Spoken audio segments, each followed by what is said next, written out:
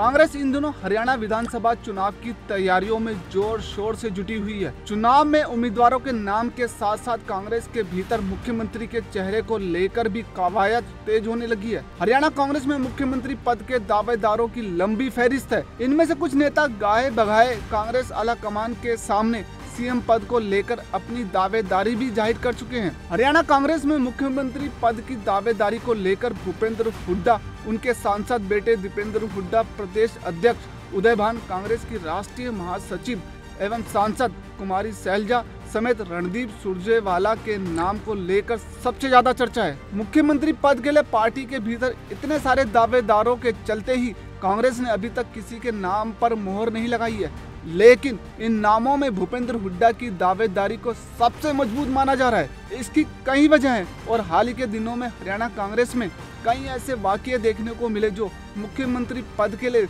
भूपेंद्र हुड्डा की मजबूत दावेदारी की ओर इशारा करते हैं। टिकट बंटवारे में हुड्डा की चली। कांग्रेस ने हाल ही में विधानसभा चुनाव को लेकर 31 उम्मीदवारों की जो लिस्ट जारी की, उसमें सैलजा और रणदीप सुरजेवाला गुट को तरजीह नहीं दी गई। कांग्रेस ने 41 उम्मीदवारों की इस लिस्ट में सैलजा गुट के केवल 4 लोगों को ही टिकट दिया है।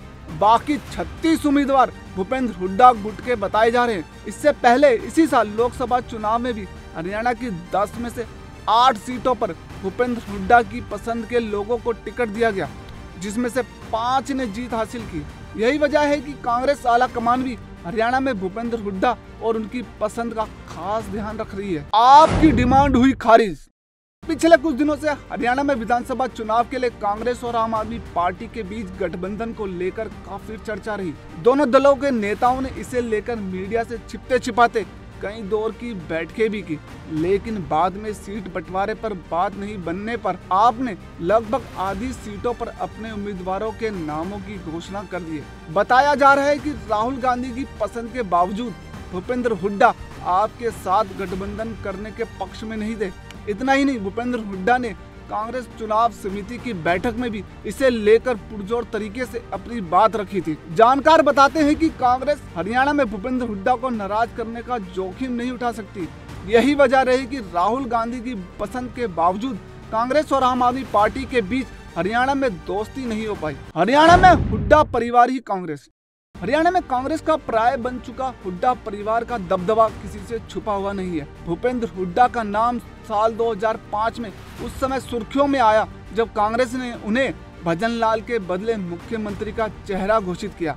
इसके बाद भूपेंद्र हुड्डा ने कभी पीछे मुड़कर नहीं देखा। भूपेंद्र हुड्डा 2014 तक हरियाणा के मुख्यमंत्री रहे। 2014 में मोदी लहर के चलते कांग्रेस हरियाणा में तीसरे नंबर की पार्टी बन गई, लेकिन भूपेंद्र हुड्डा ने कभी भी जमीन नहीं छोड़ी और पार्टी को मजबूत करने में जुटे रहे। वर्तमान में भूपेंद्र हुड्डा विधानसभा में नेता प्रतिपक्ष हैं। इस दौरान उन्होंने पार्टी के भीतर अपनी स्थिति को और मजबूत करने के लिए उनके खिलाफ आवाज उठाने वाले नेताओं को साइड कर दिया।